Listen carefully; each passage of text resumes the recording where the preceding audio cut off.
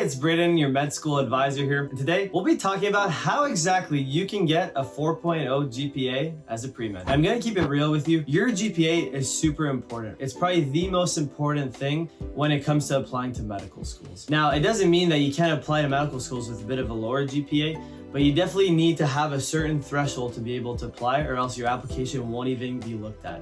Now, with that being said, I completely understand classes like Orgo, classes like biochem, they're really difficult, right? It's hard to get A's in those classes. I've been there. But despite those tough classes and how hard it is to maintain a good GPA, I'm confident that with the tips and tricks I'm about to share with you today, you'll be able to, really skyrocket your results and ensure that your GPA stays high and competitive when you're applying to med schools. And just a quick disclaimer before I share all my tips and advice, just so you know that I'm credible, I went to Trine University, I studied biochemistry, and I got a 3.98 GPA. I know it's not a perfect 4.0, but I think a 3.98 is high enough where I'm credible to talk about this. And obviously, I'm not saying this to brag by any means. I think I do have some solid advice that if you implement, you would really reach a certain GPA at that level too. So without further ado, let's dive right into the tips. So the first one that I want to talk to you about is probably the most important, and that's to take care of yourself. And we actually have a whole video of what to include in your schedule if you click the link right here. In case you don't want to watch the whole video,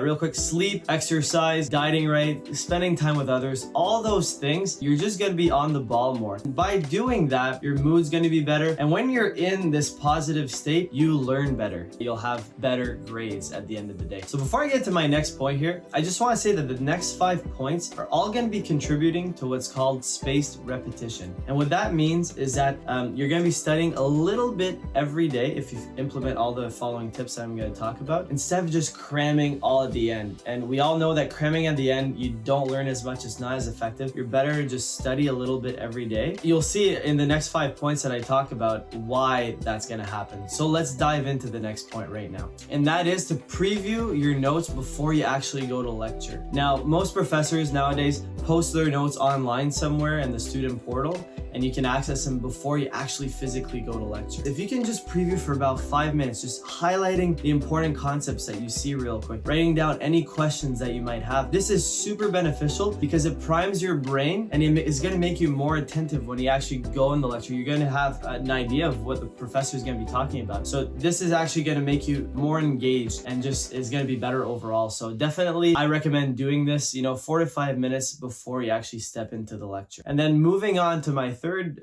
point here in the spaced repetition is to summarize your notes after class, and no more than 2 to 3 minutes because most of us have another class to go to. But after class, once the professor's done everything, instead of waiting for people to leave the classroom, just stay there and kind of jot down the main ideas of what the professor was talking about. And by doing this, it helps you synthesize and understand better, kind of get the main concept. And you'll see by doing those 3 points right there, you're going to be effectively studying every day, and it's not going to take you that long. I promise you, if you do this, you will notice the benefits in the long run. And then my next point that I want to talk about is to actually listen to the professor in class. A lot of students I see, they're on their cell phones, they're kind of daydreaming, they're not really listening. Obviously, not everything the professor says is going to be super important, but if you really listen carefully, you can kind of figure out what the professor is really emphasizing in his class. If he's repeating something, if he's accentuating something, if he's saying this is important, which a lot of professors do, write it down. It's just really important to listen in class and not do what the majority do, and that's to just daydream. I would say definitely another important thing to keep in mind. Next point that I want to talk about here is to visit the professor during office hours. You would be amazed at the number of students that don't do this. Only the minority do it. It's actually crazy because the benefits are so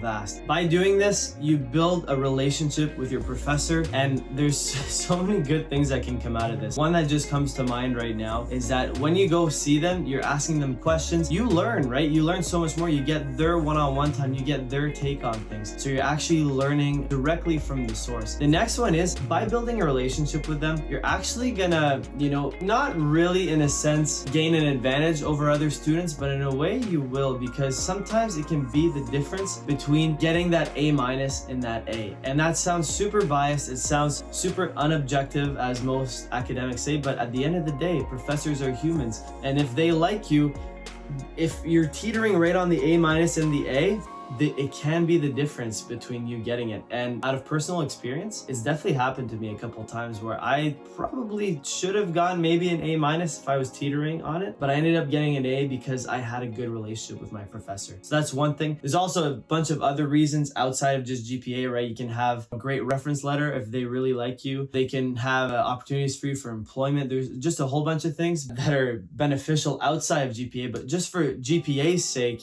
you know, having a good relationship with your prof and going to office hours really makes a big difference. So my next tip that I want to talk about here that contributes to spaced repetition is to create study guides. Study guides are super important. About a week out of your midterm or exam, you want to make one just because it helps summarize everything and condense everything, right? You don't want to have 15-page study guides. You really want to try and make it as condensed as possible. And when you make your first draft, all right, that's all good and great. You're going to look through it. You're going to understand things. But then after that, you're going to do practice questions and all this stuff. And then you're going to create an even more condensed draft. And then from there, usually the second version, your more condensed draft, is usually good enough to just memorize off of. And then that way you have really condensed but important information that you're studying for, and it's leaving out all the details that you don't need. So study guides, super important. Probably I would say the most important academic point on this list. The last quick tip that I want to talk about that contributes to spaced repetition, and I already mentioned it a little bit before, is to do practice questions and practice tests. And these questions and tests really have to mimic,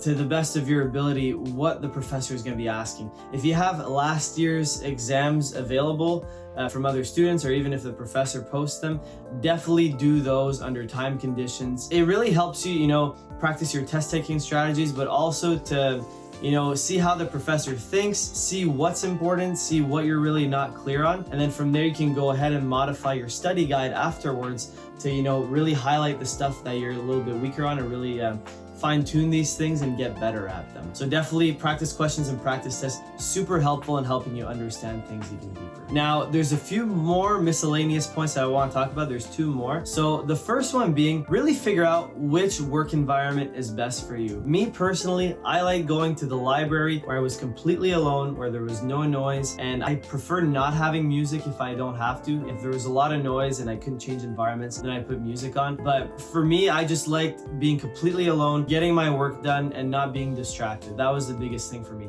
Now for you, it might be a little bit different. Some people like going to the cafe where there is background noise. Some people really like listening to classical music, their favorite songs. You just really have to experiment to see what's best for you. What's best for me isn't necessarily what's going to work for you, so you got to experiment and see. And the last quick tip that I want to talk about is the Pomodoro technique. Now some of you probably have already heard it, but if you haven't, I'll talk about it real quick. So essentially what it is you have a timer, and if it's on your phone, your watch, whatever, you've set it to about 25 to 30 minutes. And when you start that timer, you focus on the task at hand, only that for those minutes until the timer runs out. And what that does is it allows you to really hunker down and focus and not be distracted on the other things. It kind of keeps you accountable. And when the timer goes off, then you take a break for about 5 to 10 minutes. And then you just keep repeating this cycle for however long you need to. But what this helps prevent is people like saying, okay, I'm going to study from, 5 p.m. to 11 p.m. tonight. I'm going to go ahead and study super hard and I'll be ready for the test tomorrow. But what happens when people do that is that they actually waste a lot of that time. It's impossible for us to focus for 6 hours straight. So by doing like these structured sessions and then structured breaks, it just keeps you in the zone more. It keeps you more focused. It allows you to get a bit of downtime so you don't get too stressed out and burned out. It really gets you studying better and just accomplishing more at the end of the day. So the Pomodoro technique is super, super helpful. All right, so that pretty much wraps it up for the tips and tricks that I want to share with you that'll help you get that 4.0 GPA as a pre-med. Just to wrap up real quick and to summarize, take care of yourself, preview and review your lecture notes, listen in class, go to your professor's office hours whenever you can just to build relationships with them, create study guides, do practice tests and practice questions, use the Pomodoro technique whenever you can, and find your ideal work environment, whatever works best for you. And that's it. So if you like this video, if you got some nice value out of it, make sure you smash that like button. Make sure you hit the subscribe button so you can see more videos like this in the future. And definitely comment down below to tell us, what you thought, what tricks that you might use, things that we missed, anything like that. We'd love to get the conversation going. So thanks so much for watching. Hope you enjoyed the video, and we'll catch you on that next one.